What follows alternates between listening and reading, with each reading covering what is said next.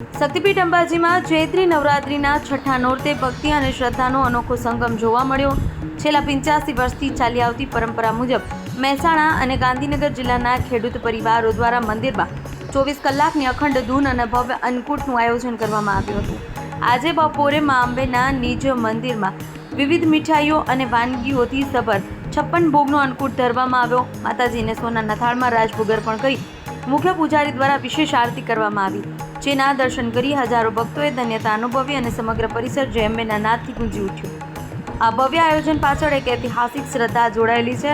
વર્ષ 1941માં પડેલા ભયાનક દુષ્કાળ સમયે ખેડૂતોએ સુખ સમૃદ્ધિ અને સારા વરસાદની પ્રાર્થના સાથે આ પરંપરાની શરૂઆત કરી, જે આજે પણ અકબંધ છે। આ વર્ષે પણ સારો વરસાદ અને ખેતીમાં સારી ઉપજ થતાં ખેડૂતોએ મા અંબેનો આભાર માની અન્નકૂટ ધરાવ્યો હતો।